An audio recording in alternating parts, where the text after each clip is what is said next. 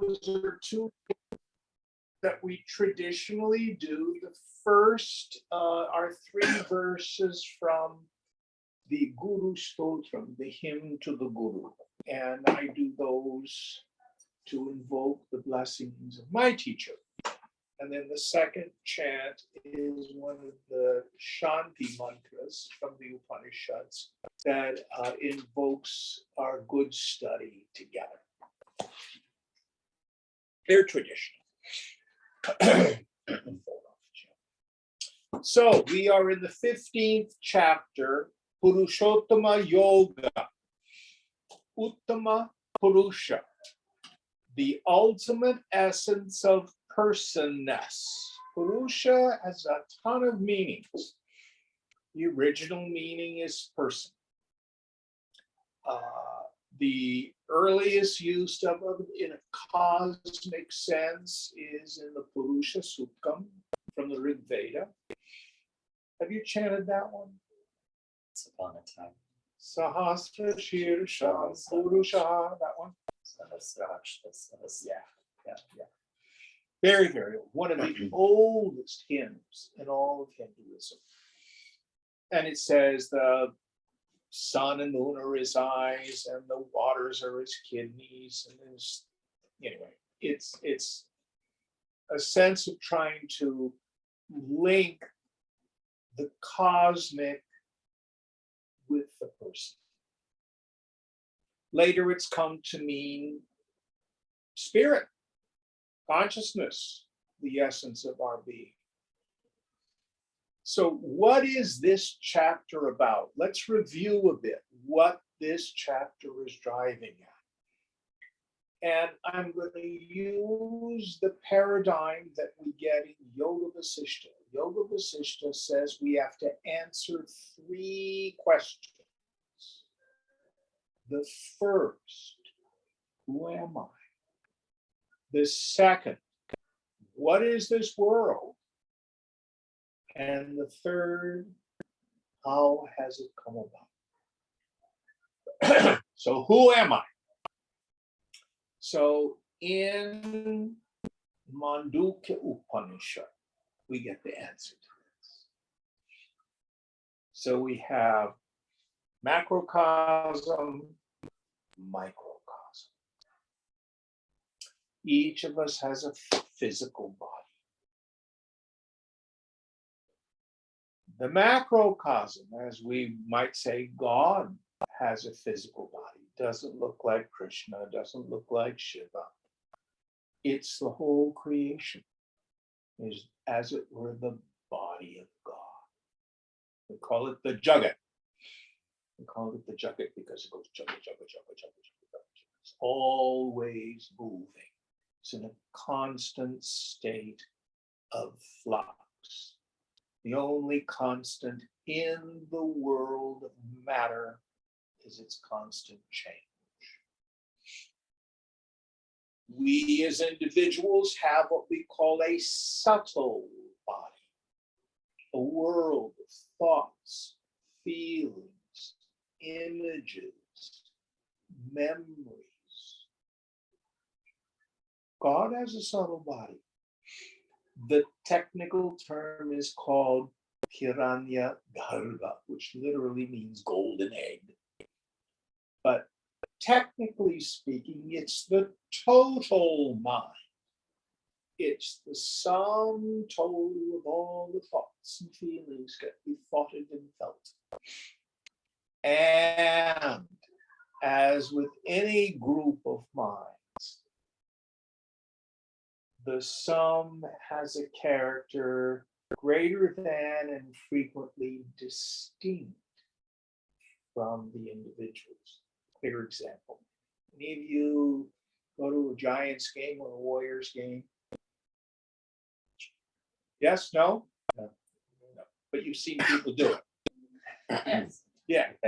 Screaming, yelling, jumping up and down, all that stuff. Would you do that at the office? Wouldn't even do it out on Grand Avenue.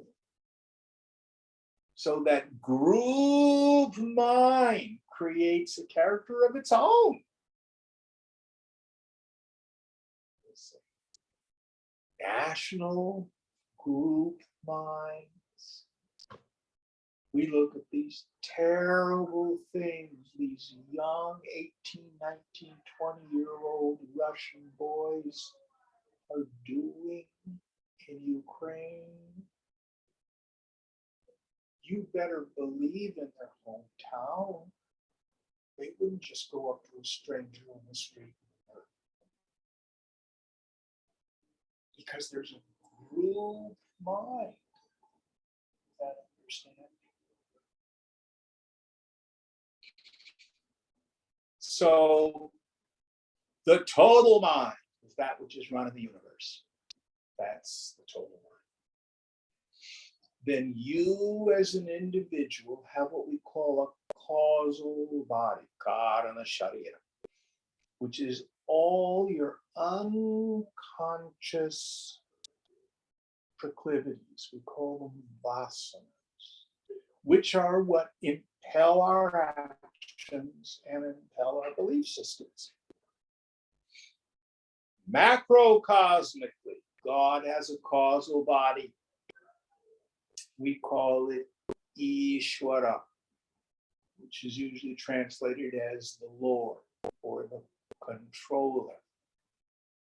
But it's the sum total of all the vasanas. It's what was there that caused the Big Bang. Now, at the core of your being individually is witnessing consciousness. If you quieten the mind and introvert the attentive faculty and endeavor to notice the knower, oh, just this vast, empty space of consciousness itself. And macrocosmically, the ground of being of the whole creation, the Upanishads thunder Prajnanam Brahma. Brahman of the ground of being is consciousness. Now, that witnessing consciousness that you are, and that consciousness that's the ground of being of the whole universe, they are the same. That answers our first question. Koham, who am I? Aham Brahmasmi, I am the ground of being. Second question. What is this world? In the Western Christian traditions, our classic image is you are the potter, I am the clay. Either of you two heard this one before? Yes, no? Yoga says, because the clay is something different than the potter. Christianity, people talk about thou, but whatever you need to know about God is it's not you. In yoga, what we say about the phenomenal world is that it appears in consciousness in the same way the dream appears in woman. I like to say you are the God of your dream. And I'll frequently give this exercise. If you close your eyes and say, visualize an elephant. Now, what did you make the elephant out of? Thought. Well, what's thought made out of? You can't really find a second substance. There's consciousness, which is ever experienced as the witness, as me. Then there's my fantasies, my imaginations, thoughts. But they're nothing but consciousness appearing as an image. That's why this is called Advaita, not two. It looks like two, but it's not two. So the whole universe, oh, by the way, when you dream, your dream elephant comes about in the same way as the elephant of your imagination, except in the dream you don't know it. So the dream elephant seems as real as all this stuff does to you and me.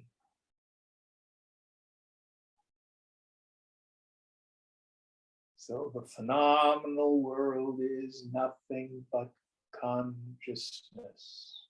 Chandogya Upanishad thunders, Sarvam Kalvidam Brahma.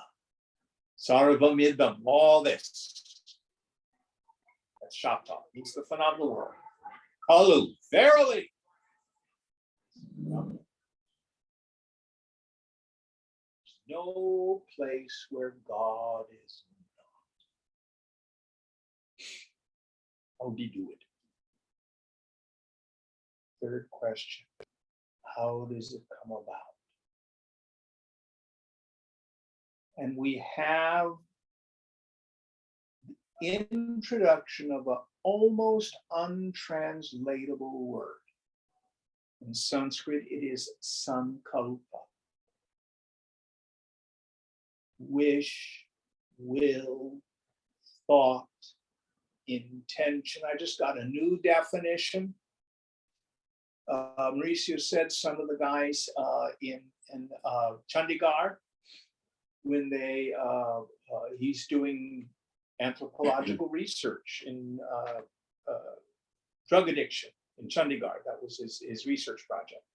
So these kids, they take a sankalp, they take an oath not to drink and use. All of them meaning.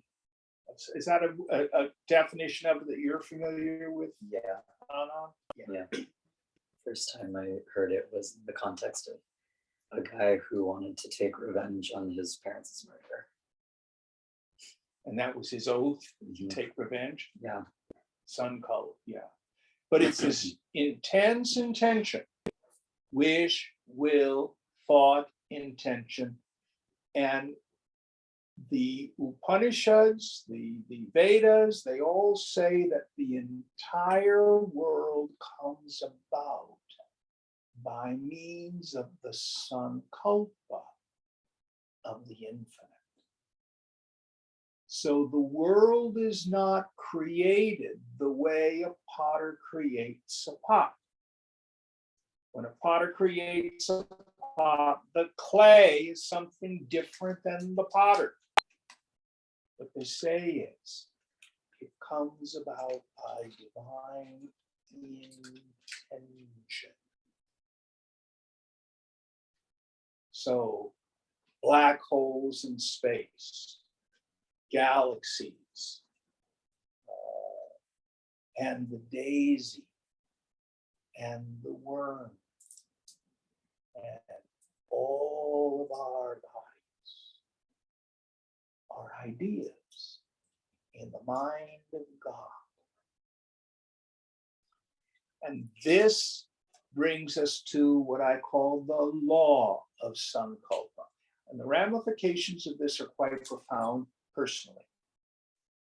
The law of sankalpa is any sankalpa that is consistently maintained, that isn't contradicted or conflicted, tends towards grossification, tends towards manifestation.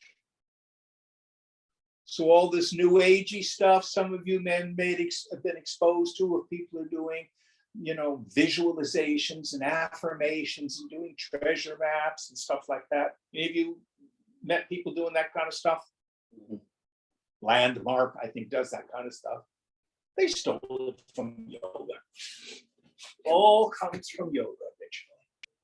This understanding that the phenomenal world is nothing but a huge hologram. And we as individuals have a lot more freedom than we think we do. Some of Ishwara's sankalp, nothing we can do about it. Nobody is going to do affirmations and change the speed of light.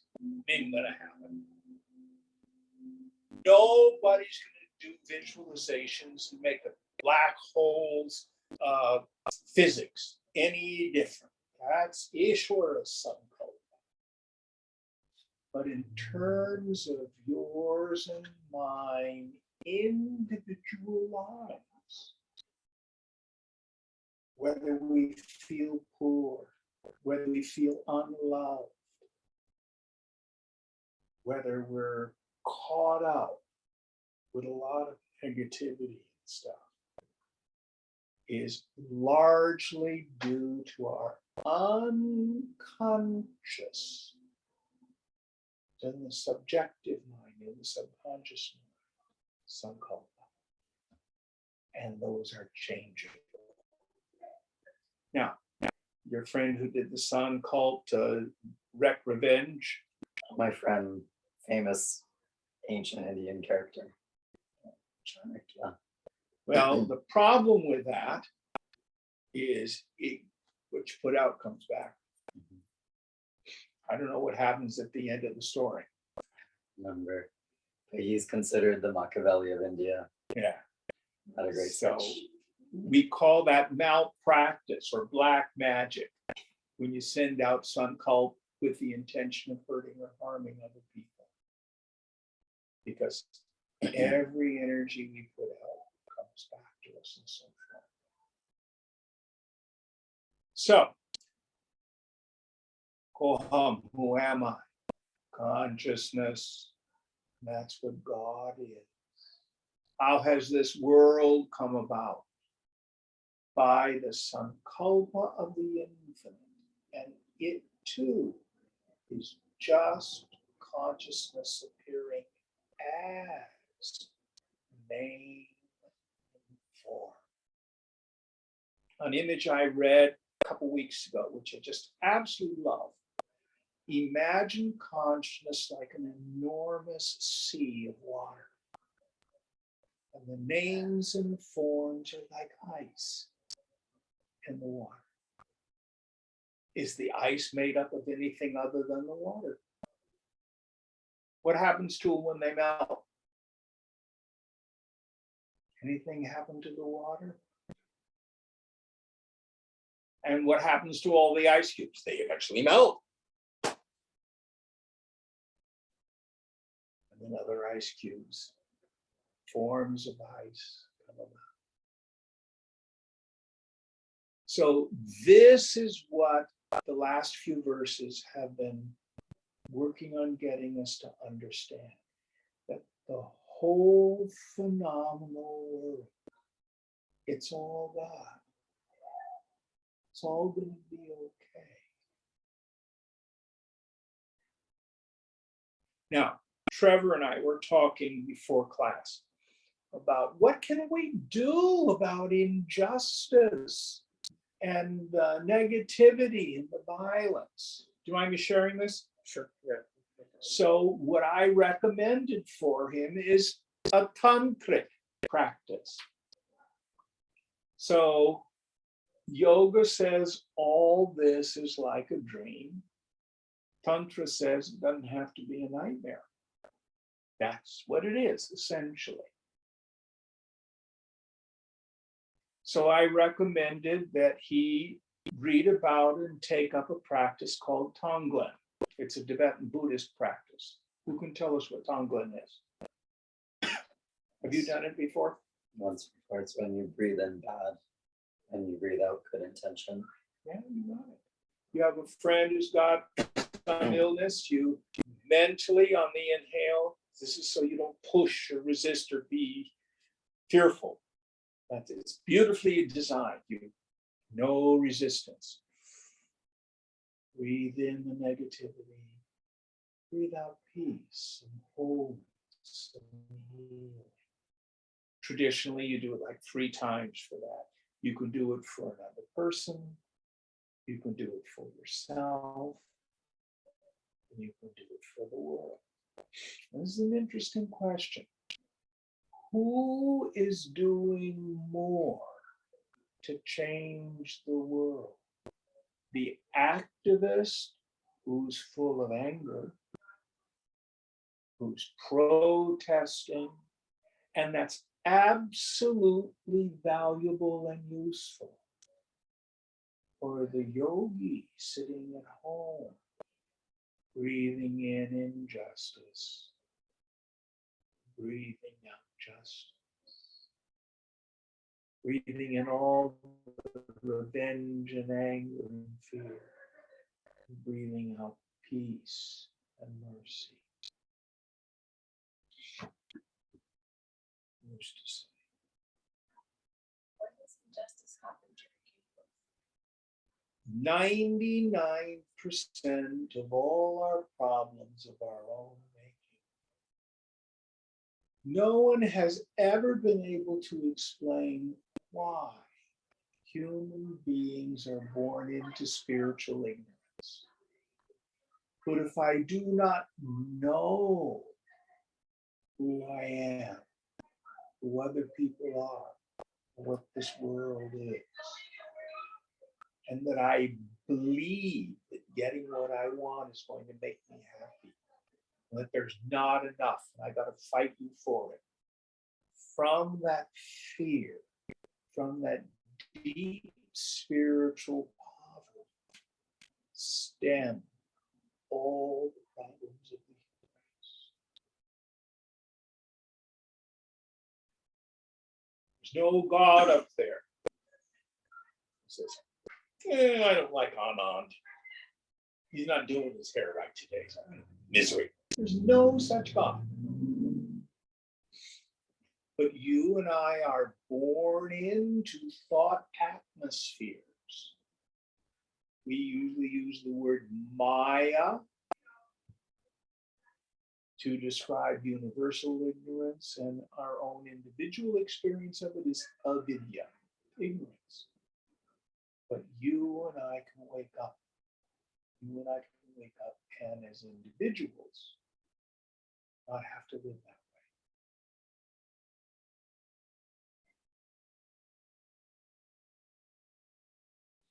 You know, daisies aren't evil. Clouds aren't evil. People shoot each other in Oakland. Is that making sense? a little bit, not completely. I guess I don't understand. I understand how humans cause evil, but the people that cause evil are not the ones that receive it. Well, in the Hebrew scripture, there's a saying, vengeance is mine, saith the Lord. What we find in human experiences, whether we see the chains of causation or the outcomes, the people who do the evil actions at some point, if not this lifetime, then the next life, will experience the inevitable results. Nobody gets away with anything. Now, these chains of causation can be very subtle. So, for example, I had some students, and they thought they were being very clever. They went to Costco and they bought a membership, which I think is what, $50, and they used it. And then I think you can cancel it after a month. They cancel it and keep using it. They said, no, you can't use it anymore. Then they buy another one, use it, get their $50 back. Finally, Costco caught them. But seemingly unrelated, they were all angry because people kept stealing their Amazon packages. And I said, stop it. You're stealing. That's cheating. Don't do it. They quit. And nobody's stolen an Amazon package since.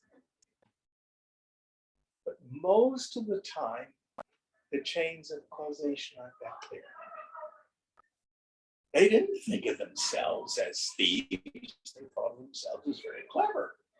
Work for the system.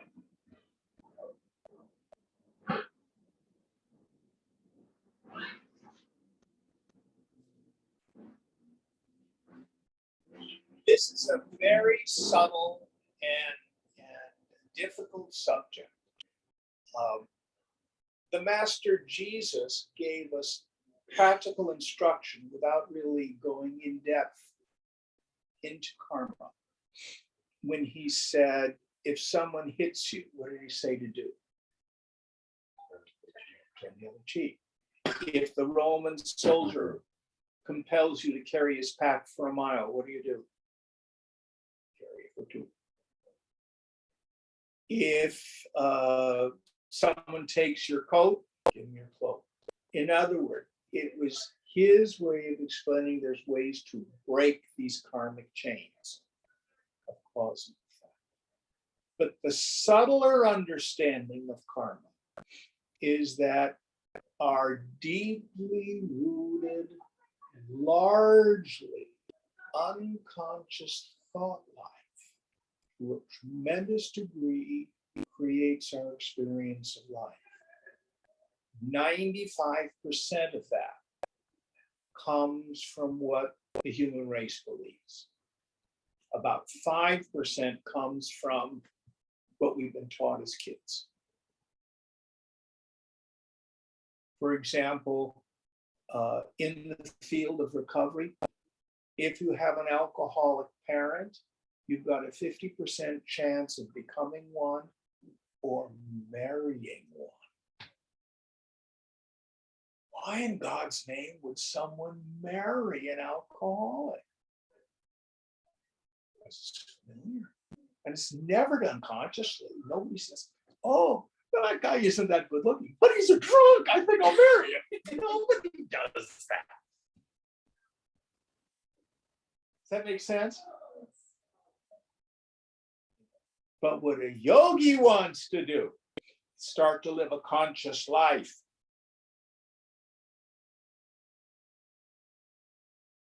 Start to live a conscious life.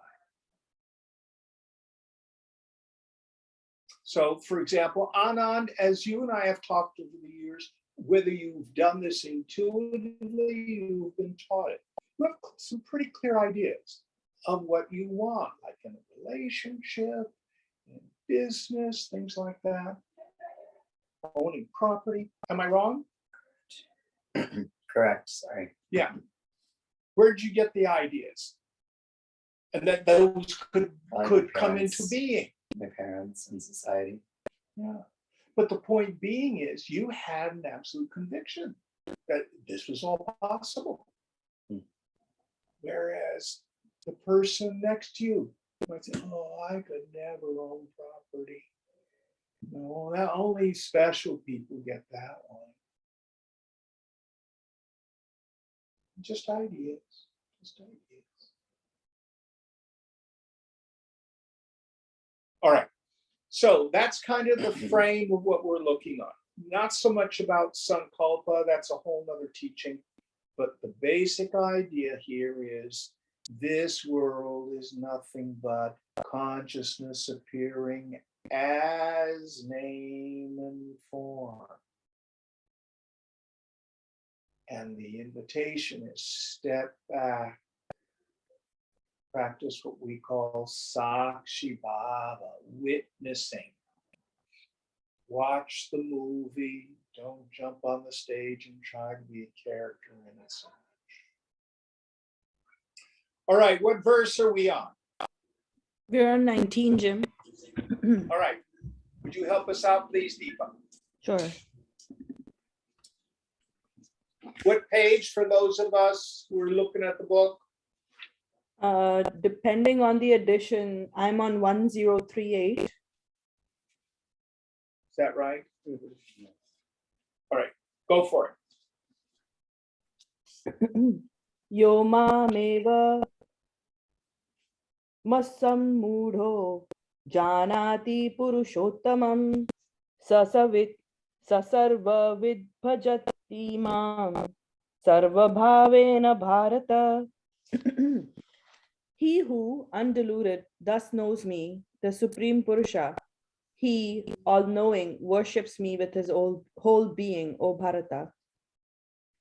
So there's so much that's implied in this. So we have an intellectual understanding of it. But if we meditate and if we inquire into who am I? What is this world? We begin to discover something quite amazing. Something very worshipful. Why do we worship something? Because we love it,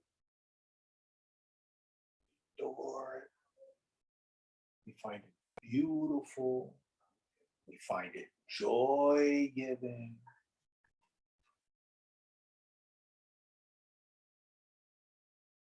So, let me get my little prayer stone out here. This is a stand-in for whatever it is in the world that I think is pleasurable. A person, place, thing, or condition. And in my ignorance, I think the happiness is in that person, place, thing, or condition. But he believes that. And I believe when I get what I want, I'm going to be happy. Now, what we desire is quite different from person to person.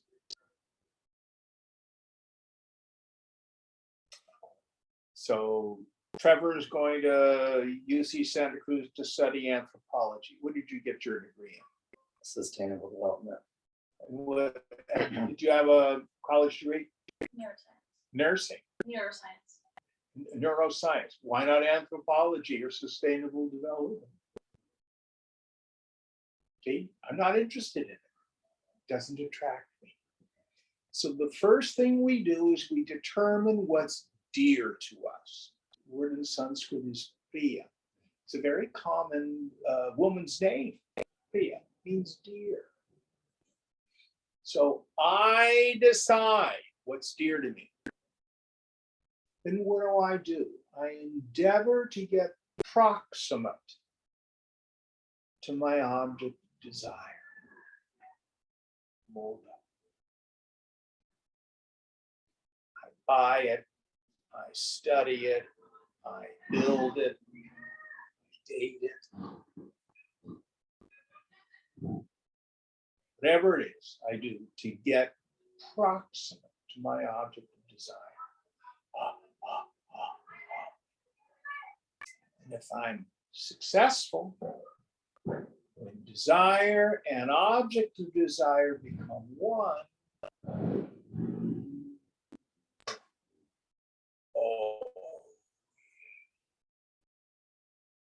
it's called pramod. The point of pleasure. In my ignorance, I think, man, that was a great widget. Let me do that again. I'm not saying this is wrong. I'm saying this is what we all do. Now, what yoga asks us to look at is, what does it feel like to want something you don't have? It sucks. The more I want it, the further away it is, the worse it feels. we're talking about getting anxious and annoyed and stuff like that before class, that's a form of wanting something you don't have. How did it feel? Bad. Yeah. The more I want it, the further away the object of desire is, the more it hurts. So there's wanting something I don't have. There's the inverse. I hate what's going on. I want to get rid of these circumstances. That's called dvesha, aversion. Or the neurotic form. I have what I want, but I'm afraid I'm going to lose it. Then we're like a person at a banquet with a thorn in their throat. Can't enjoy it. So yoga says that it's the vancha, it's the wanting, it's the kama, it's the craving, it's the spriha, it's the longing, it's the sangraha, the attachment, the grabbing. It has many, many different names, but it sucks. Now, when desire and object of desire become one, what actually happens to my mind is, for an instant, I'm freed from the struggle. I'm freed from the longing. I'm freed from the grabbing, the grasping. So I got it. What's actually happening is I'm getting a taste of my own self-nature. The mind abiding briefly in the self.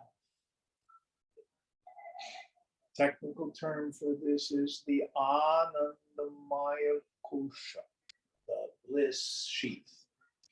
We experience it in two places: the satisfaction of the desire and deep sleep. Everybody loves deep sleep. The cool thing about deep sleep is you don't need an object.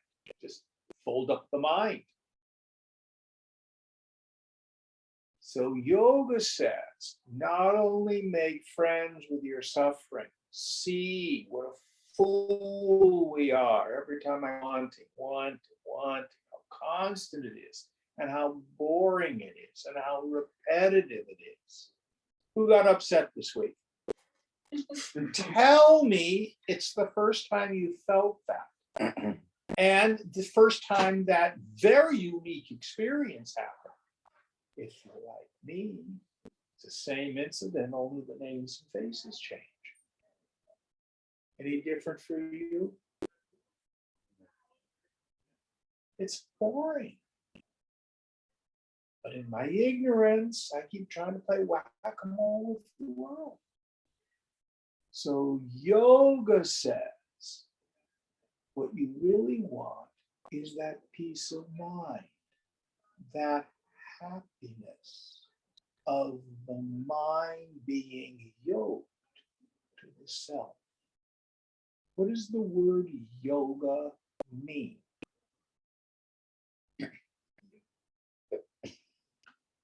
Yoke. Do you want some water, sweetheart? I have water. I just lost my voice last night. I'm okay. Yoke means to join. What gets joined to what?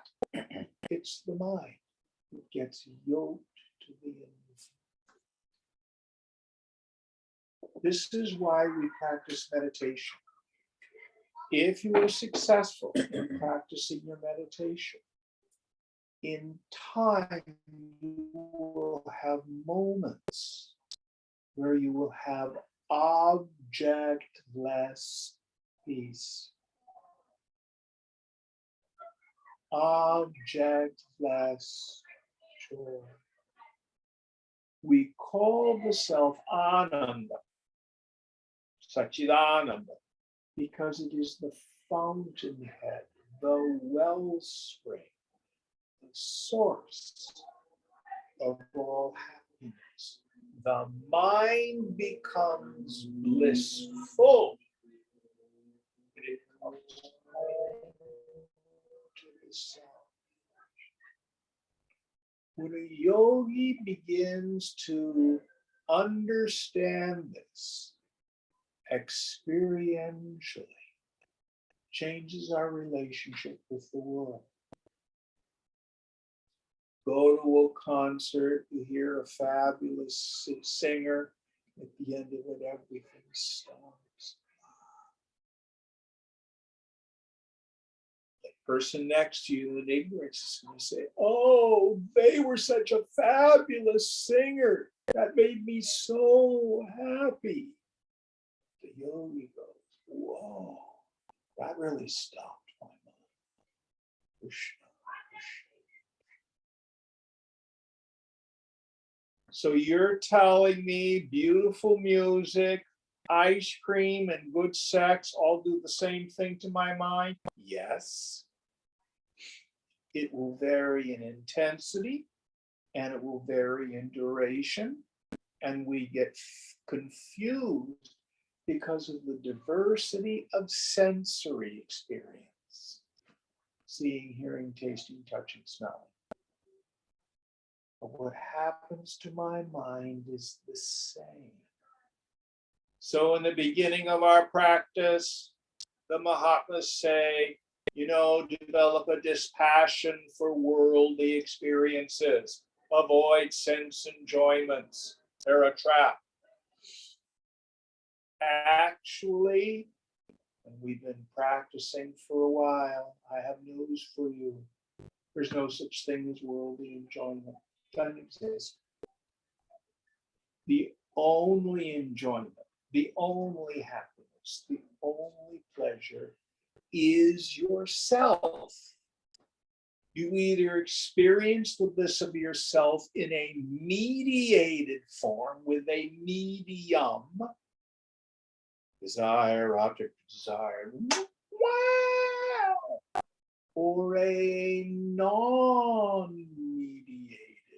form. Oh,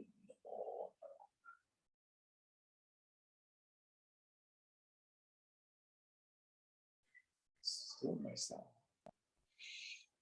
So Krishna says the wise person is always worshiping me. Doesn't mean standing on street corners chanting Hare Krishna and giving out flowers. Oh, if you're led to do that, knock yourself out. But the meaning is more profound and more subtle. I'm not saying don't go to a concert, but own the bliss. I'm not saying don't have a good meal, but if it turns out well and you're satisfied, know that why do I feel good? The mind is tasting the self. Now, what does this give us? If I think the person, place, thing, or situation is the source of the happiness, guess what happens when he breaks up with me? Or my car gets smashed? Or the stock market takes a dump 20%?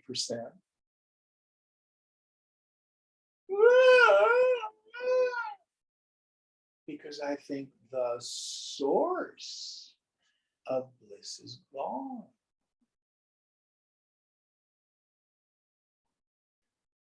You haven't gone anywhere.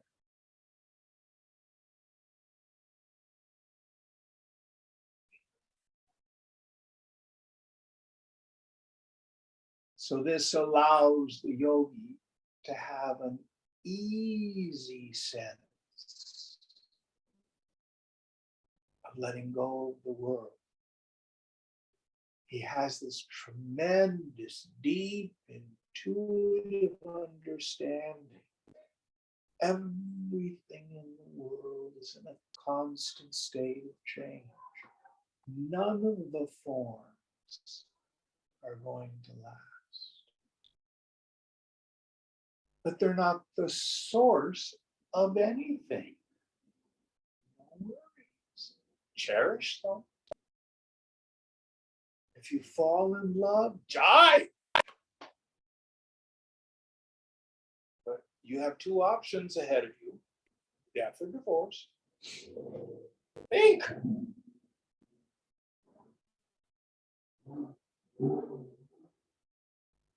It's for everything. Cherish the objects of the world, knowing the only bliss I get from them is a taste of illusion, the ultimate essence. This is foundational. Any of you here studied any Buddhism? Yes, no? Yes. Four Noble Truths.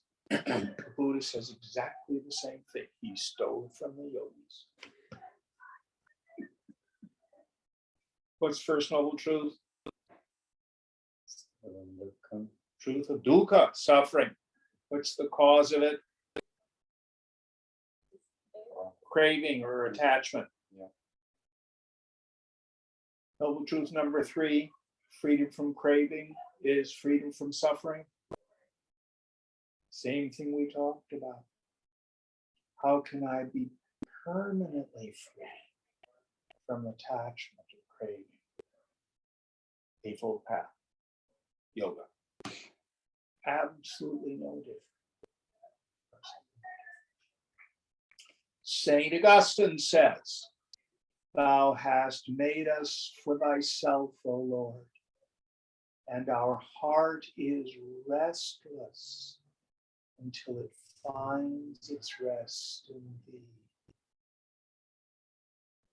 He's saying exactly the same thing. There's only one lover who will never let you down. There's only one widget that's going to fill the human heart.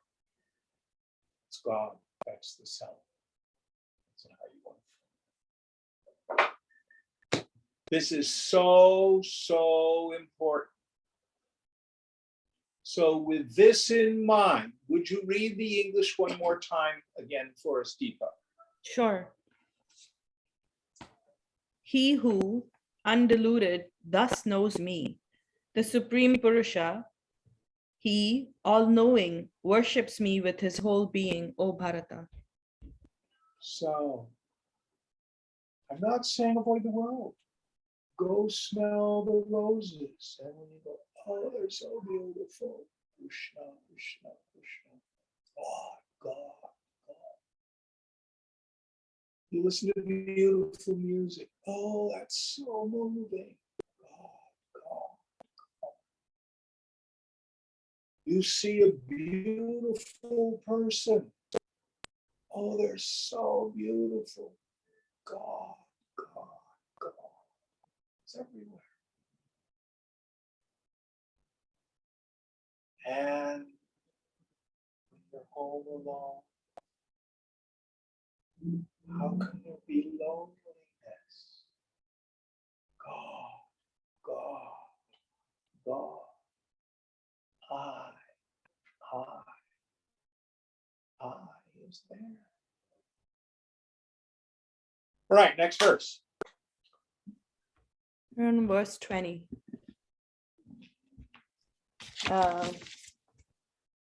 Iti guya tamam shastra midamuktam mayanagha etat buddhva buddhimansya atkrita krityascha bharata. Thus, this most secret science or teaching has been taught by me, O sinless one. On knowing this, a man becomes wise and all his duties are accomplished, O Bharata. Yes. So why do we have what's called kartavya? Kartavya means obligatory action. There's an exoteric meaning of it. So, for example, if you're a Brahmin, you're supposed to do certain rituals because that's what keeps the universe moving. You know, you have your duties depending on the stations of your life, the 4 ashramas that you're supposed to do. If you're Christian, you're supposed to give alms, fast, and pray during Lent. You know, you're supposed to go to confession, etc. All these things you're supposed to do. That's not what we're talking about. The deeper meaning of kartavya is this deeply rooted spiritual poverty of my heart. I'm not enough. It's not okay. I'll be happy when. It'll be better if. I need to go from point A to point B. The opposite of that is what we call santosha, contentment.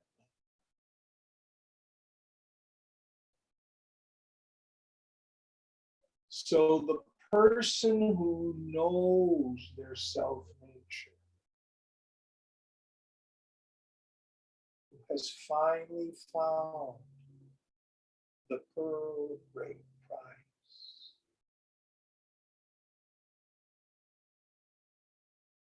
when Jesus said, "My kingdom is not of this world," he's talking about. When he said, "The kingdom of heaven is within you," doesn't mean you have a castle, Windsor Castle inside. It means what we're looking for, we're looking with.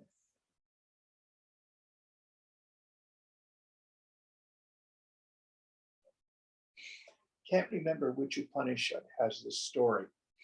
The gods are sitting around in heaven. And Brahma, the creator, has created human beings. They're saying, "Oh God, they're going to be problematic. Where are we going to hide truth so that human beings will never find it? They're just so inquisitive." One of the gods says, "Oh, put it at the bottom of the ocean." And so, "Oh no, they're going to get these deep sea bathyspheres. They'll find it." Oh, put it on top of the mountain. "Oh no, they've got Sherpas that are going to take parties up there. They'll find it." Outer space. Oh, they're going to get rockets. Where can we hide the truth? Then they figured it out. We will hide it within a human being, closer than hand or foot, closer than your breath, closer than your innermost thought. It's your very experience of I. Because they knew most people without instruction never think to look there. This is the Guhyam, the great secret.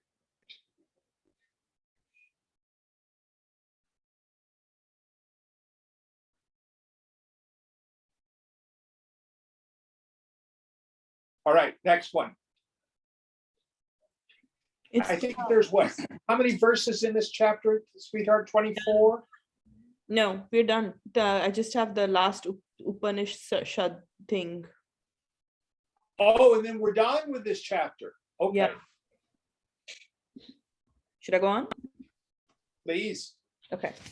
Om Tat Saditi Srimad Bhagwad Geeta Supanishatsu Brahma Vidyayam Yoga Shastre Shri Krishna Arjun Samvade Purushottama Yogo Nama Panchadashodhyayah. Thus, in the Upanishads of the glorious Bhagwad Gita, in the science of the eternal, in the scripture of yoga, in the dialogue between Sri Krishna and Arjuna, the 15th discourse ends entitled The Yoga of the Supreme Spirit. Om, Om, Om. Okay, so I think rather than start the 16th chapter, we have about 10, 15 minutes. We can do questions and answers because people have asked for that. We have some time to maybe address some personal questions. They do not have to be on this chapter. They can be on any other question about your practice if you have them. The Zoomies can ask questions and the people here in class can.